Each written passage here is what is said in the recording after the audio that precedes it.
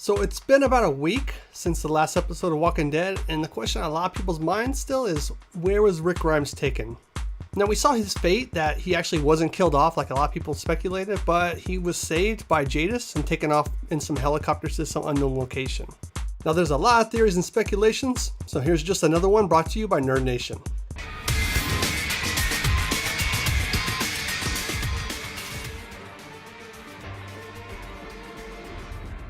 So a quick recap from last week's episode. The vast majority of last week's episode was Rick trying to save both communities, actually all three communities if you want to throw Sanctuary in there as well. The bridge was his child, was his pathway to uniting everyone. That was what's going to connect Sanctuary with the rest of the communities and let everyone finally get along. So Rick was trying to get to Alexandria to stop Maggie from making a mistake, but along the way him and Daryl got trapped and noticed that the herd of walkers were converging. Now, Rick sacrificed himself in a sense by trying to steer both herds, well, one at the start, and then he found out later it became two, trying to steer that large converged herd away from the settlement. Now, we of course know that this whole episode was essentially like a big shout out to all the people in the past that he's had to work with and all his friends and families, and the whole theme of it was just essentially let go. What you need to do is wake up. You have to wake up. You know something, Rick? So that was kind of the theme of the episode at the end, was just him letting go. He was really trying to control and manipulate everyone, even with the good intent. It was still trying to be really controlling. So he realized at the end that you can't really be this controlling. You gotta kind of let things happen how they're gonna happen. And so he let go of the bridge and tried to use it to wash away those herds of walkers. And we of course know that this didn't necessarily work out to plan, as the bridge held, up to his surprise, and the walkers were starting to get across it, and he had to use some carefully positioned explosives. How convenient, right? So once he saw that the walkers were going to make it across the bridge, he said to himself, if I'm going to go out with a bang.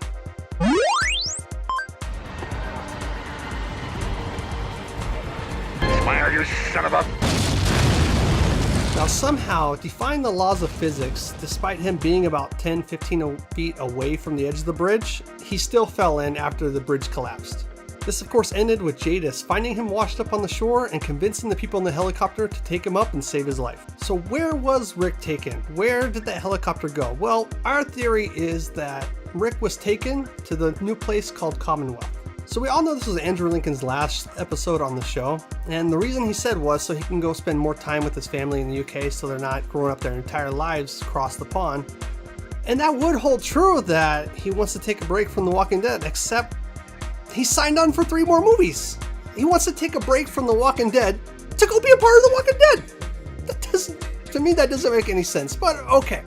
So in the movies, I'm sure we're going to find out exactly where Rick was taken, and our theory, like I said, is going to be the new place called the Commonwealth.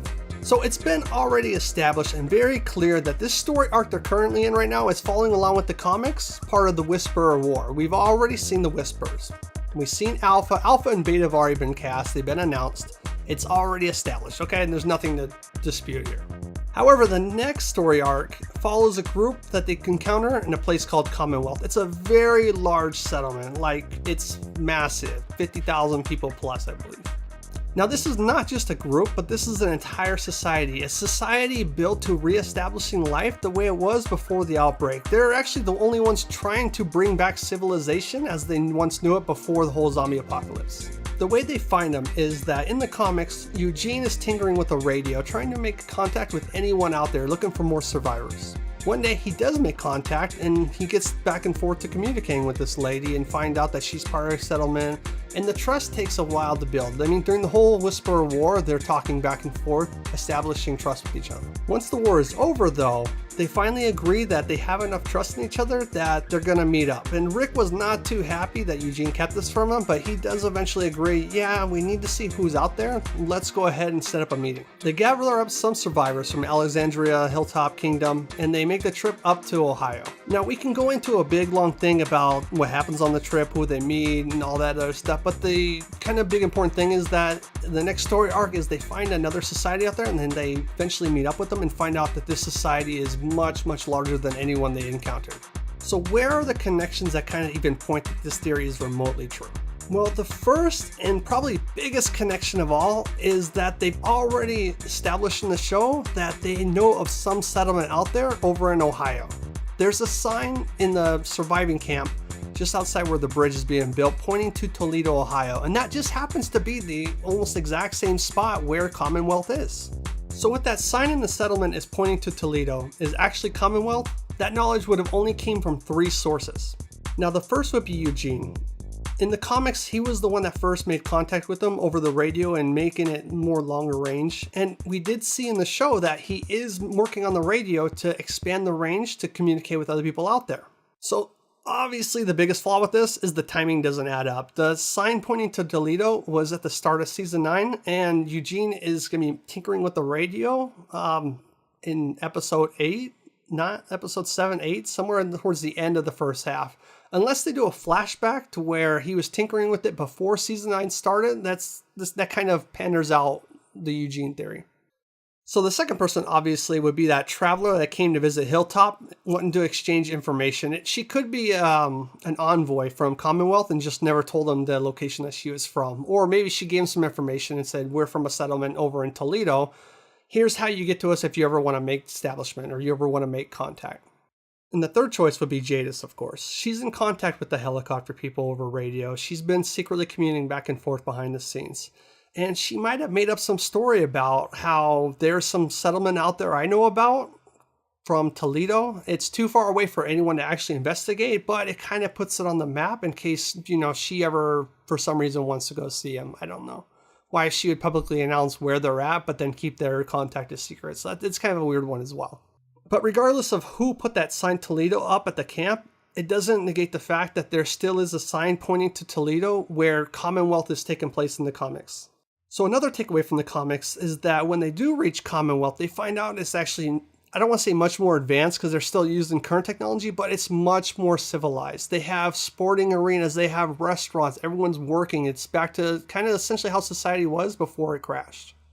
So it wouldn't be out of the realm of possibility for them to have helicopters as well. I mean, shit, why not, right? So something else to take away from the comics with Commonwealth is that the governor who is in charge of Commonwealth believes that in order for society to reemerge, humans need to band together. They need resources to expand, to reclaim the entire United States. That's her goal, is to reclaim the entire United States. So AMC could be taking that tidbit from the comics and make it so that the governor is looking for leaders. They want to capture leaders, A's and B's, to send out to new camps to reclaim different parts. And they want only the best of the best to lead these new settlements to help them grow. And that can also be what they're referencing by A and B, which we heard a lot over the radio with Jadis talking to him that is it an A or is it a B? We're only looking for those 2 types. It could be leader type skills, someone that's a leader and someone that's like kind of a good second in command. I have a B. Not an A. I never had an A. He's hurt, but he's strong. Can you help him? So in the comics, Commonwealth is the big thing about them right now is it's society's on a class system now. You have the haves and the have-nots. That's what they're kind of going for in this story arc. So there's a lot of upper society and a lot of lower society. So they could be taking that kind of concept and making it so the upper society is A's and B's and lower society would be everyone else. Now, this could be very well setting up the story arc for season 10, so that's not out of the realm of possibilities. But in any event, let me know how you think this theory pans out. Where do you think that Rick was taken to? You're still here. You're gonna be okay.